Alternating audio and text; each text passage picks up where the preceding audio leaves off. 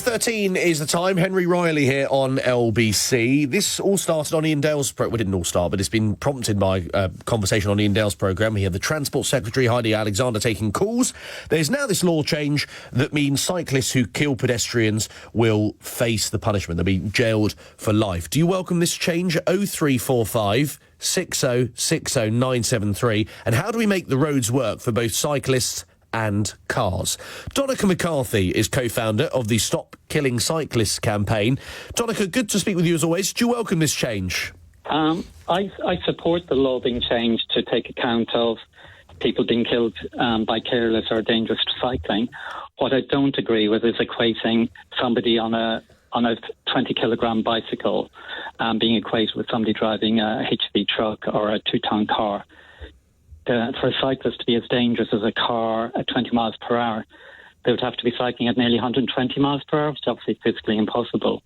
So it's the equivalence that I don't agree with. I think the law should have been changed. It makes it reasonable to have a law in place, but this won't save a single life, Henry. This will not save a single life. Well, look at Matt Briggs, who tragically, his wife Kim died from head injuries after being hit by someone riding an illegal bike in 2016. I mean, I'm not saying it happens, thankfully, all the time, but when it does happen and someone is killed as a result, then obviously, whilst not equating it, that is a separate law that needs to change and is changing. And I said we support the law changing. Yeah. We just don't believe that you should equate. It's like saying somebody running to catch the bus knocks over a pensioner, equating that with somebody shooting somebody with a gun. It doesn't make any sense. It's not equivalent. So that's our problem with it. And look, but who's saying it is equivalent? Well, the law is, because it's saying if you kill somebody using cycling dangerously. Yeah. You face life imprisonment, which is the same punishment as a driver. But you've already said that it, thankfully, is far rarer on a much lighter bicycle than it would be in a car or in a truck. So yes. Therefore, the danger, the law should punish the level of criminality. Driving dangerously with a 2-ton vehicle is hugely more lethal than driving dangerously with a bicycle. In fact, a lot of accidents where somebody steps out in front of a cycle, sometimes it's a cyclist gets killed. You know, it was a tragedy. It was a tragedy that Kim Briggs' wife was killed, but the fact is that this law will not save a single life, Henry. Yeah. And that's what I really object to what the Transport Secretary said today. She said today it would make pedestrians safer, people safer on roads. She is not taking the action we need.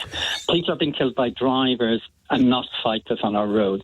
In the last 15 years... Donica, respectfully, that's not true, given these high-profile cases. I mean, that's just... but that's just one. And you've also got Gerald Griffiths' mother died, who was hit by a cyclist in Regent's Park. I mean, again, I'm not equating them, but you to say that this just doesn't happen is clearly not true. No, I didn't say that it doesn't happen. I'm saying the level, the amount of times that you have had to quote an accident from 2017. We're still talking about. Well, or 2022 in Gerald Griffiths' case, his mother. But today, Henry, 5 people will have been killed on average by cars today. Yesterday, 5 people would have been killed. Since Charlie Ellison was tragically killed that lady, there would have been around 15 to 17,000 drivers killed, and the newspapers that have been advocating for this law constantly advocate for drivers' safety to be reduced. They constantly campaign against 20-mile-per-hour zones. They campaign against enforcing traffic laws on drivers. That's true, and the evidence for 20-mile-an-hour zones is clear, absolutely. But what I would say to you, Donica, is that is applying to, and yes, there are newspapers who don't like it, but nonetheless, we are seeing an increase in 20-mile-an-hour zones across various corners of the UK. So I don't think when motorists are rightly being encouraged to save more lives, we can't have a situation where we also look at cyclists, and not just in the case where people are killed, by the way. We do need to address people who cycle very dangerously.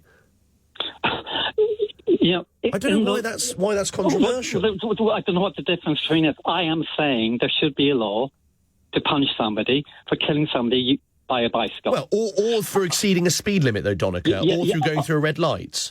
Yeah, well, OK, red lights, jumping. in the last 15 years, how many people have been killed red light jumping? How many people have been killed by cows? 75 people have been killed by... No, this is how stupid this is. This is really stupid. It's you not. are constantly talking about... But red lights are there for a reason, Donnachie. I mean...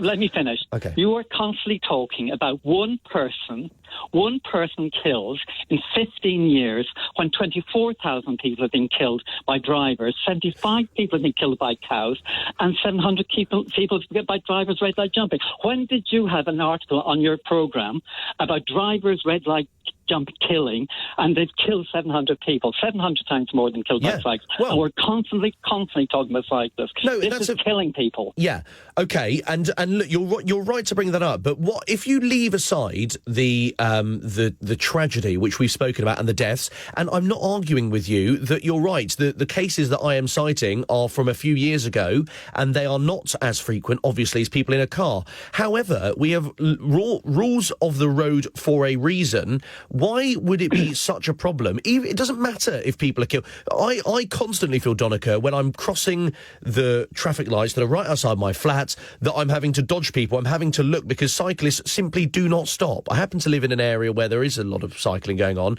Now, I don't think it's completely mad to suggest that those people have some level of punishment when they do flout the laws. And I've agreed with you from the beginning. Yeah. But what needs... We're in agreement. We're in agreement, Donnachie, but if I'm being honest, I don't suspect that you have a solution to really enforce that against about cyclists who go through red lights. No, I'm... What proposal are you saying for the 700 drivers? 700 people are dead. I agree with you. Red light jumping. But why? And all I'm saying is I want proportionate policing. If 700 people are being killed by drivers and one person has been killed by cyclists in 15 years, one person, do you know how many you would have to stand at a junction for 4.5 billion years before you will see a cyclist killed by red light jumping? Yeah. And yet you in the media constantly talking about it, and you don't talk about things that will save lives. Now, if the Transport Secretary wanted to save lives, what you would do is she would require black box to be compulsory, she would require breathalyzers in cars to be compulsory, and she would require speed limiters to be compulsory. I agree with all of those things. I agree with all of those things. Go on. Cyclists, I have an e-bike, Henry. Yeah. By law, that has the motor has to kick out if it goes over 15 miles per hour, which I agree with. Yeah. Just to add, I have a line bike that I use every day, so I'm in agreement with you. So if the Transport Secretary wanted all of us to be safer, drivers, pedestrians and cyclists to be safer, why doesn't she bring in mandatory speed limiters for drivers who are driving something far more dangerous than my e-bike? And she hasn't done it. But she will bring this on. And she has also cut the budget for cycle safety. It's a miserable 154 million. It sounds a lot when you say the word million. But we are, though. But we are enforcing people who break speed limits. Aren't we? I mean, we see cameras going up virtually all the time. Record numbers of people being fined, according to various articles from various councils, for being in a yellow box junction, for instance, going over the speed limit. I mean, people are being punished. Yeah, but do you know what? But what I'm saying is if we want to save lives, whether cyclists, pedestrians or drivers, the Transport Secretary, instead of doing this law that won't save a single life, she could actually bring in mandatory speed limiters for cars. 85% of drivers currently break the 20-mile-per-hour limit. 50% of drivers break the 30-mile-per-hour speed limit. And she is sitting there wringing her hands, doing nothing. This Transport Secretary is an anti-safety secretary. It's disgraceful. And she's just posing today on something that won't save a single life. Well, she said that she's a cyclist and it irritates her when people flout the laws of the road, which is something we can all agree on.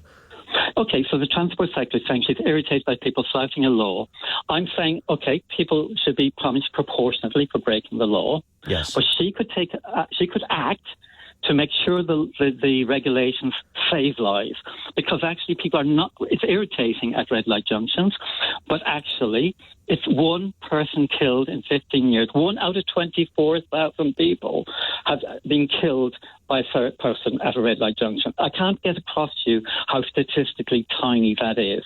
Only thing I can say is it will take you'd have to, Henry, stand at your local red light junction for 340,000 years before you're likely to see somebody killed by red light jumping. It is that rare, and yet we talk about it all the time. Even the transport sector is talking about it, but she's not talking about the things that will save lives, which is black boxes, breathalyzers and speed limiters. Thank you, Donncha. Donncha McCarthy is co-founder of the Stop Killing Cyclists campaign. Lots of reaction coming in on the messages. 0345 6060 973